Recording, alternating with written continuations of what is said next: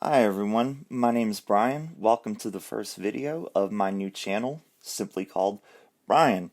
I'm going to be discussing topics like the latest celebrity news, gossip, basically dishing on celebrities. And for today's video, my very first one, I wanted to discuss someone who is uh, most likely my favorite musical artist, as you see here, Aaliyah.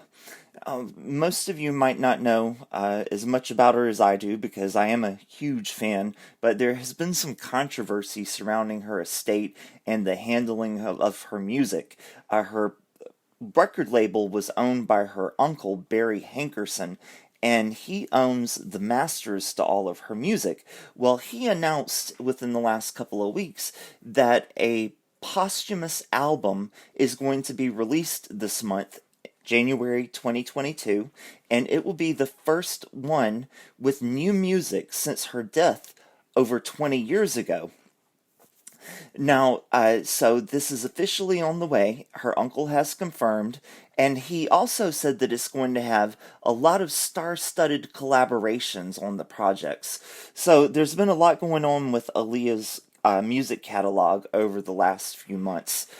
In August of this past year, it was the 20th anniversary of her passing, and since she passed, her music has never been made available on streaming services. If you wanted Aaliyah's music, you had to go onto eBay or onto Amazon and buy a CD from a third-party seller for a ridiculous amount of money. You could not stream it. Well, around the 25th or 20th anniversary, on the 25th of August, her uncle made her music available, mainly the album One in a Million, and her final album, her self-titled album, sometimes called the Red Album, available on streaming services with a few other items of her music, like Apple Music and Spotify. And fans were so anxious to get a hold of this music through streaming that it actually made the Billboard Top 200 charts.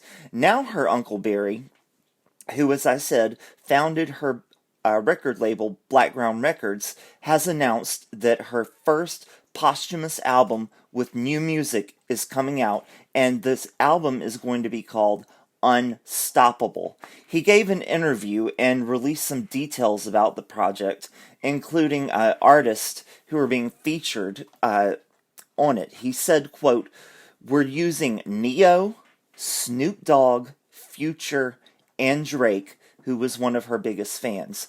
Those are the features that will be on the record, and that will be out in January," he said. News of the album is coming weeks after the release of a new song that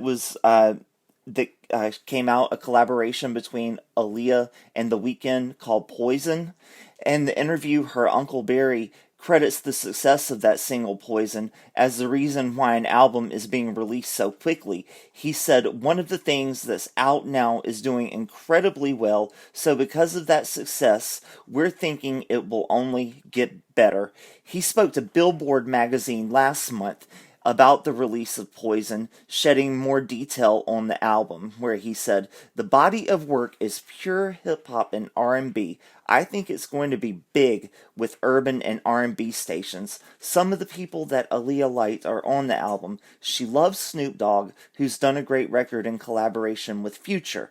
They're going in now to refreshen their vocals. Neo gave us an excellent song, and Drake. Timbaland produced the track that Chris Brown did.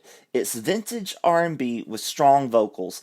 I look for that one to also get a very special reaction from listeners. We'll probably release one more single before the album comes out." Unquote.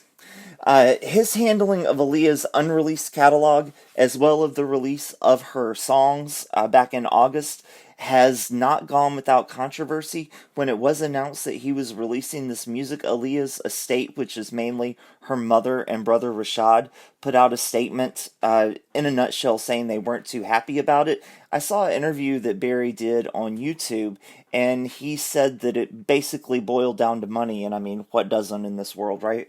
But he said that they were getting what Aaliyah was entitled to with the record deal that he had with her. But Aaliyah didn't own any of the masters to her music. She didn't write her own music, so she doesn't get those songwriting royalties. Her family's not getting that. They're not getting publishing rights. They're basically not getting anything except what Uncle Barry wants to give them, and they're a little upset about it, and they've been cut out of the deal. So, yeah, I would say they're upset. And her mother was so upset about it. Let me tell you something. I went to Aaliyah's grave. It's just outside of New York City. On August 25th of this past year, the 20th anniversary, me and my partner and her mother had security guards at her grave and a velvet rope around it with signs that said no photography, and she had a pink sequined bed sheet hung over the grave. It's in a mausoleum, so it's like on a wall, you know what I'm saying. She had it taped over the grave so you couldn't see Aaliyah's name or anything that was written on the grave. It was so tacky and so hideous. It was the silliest thing I've ever seen. And I live just outside of Washington, D.C. It was about a 5.5 hour drive. I was so disappointed that I had driven from D.C. to New York City and not gotten to see it. I mean, so ridiculous. Her mother is a very ridiculous person, it sounds like to me. Anyway, you guys, thanks for watching the first video. I'll make another one. Please like, subscribe, comment, share, and hit that notification button. And thank you so much. Bye.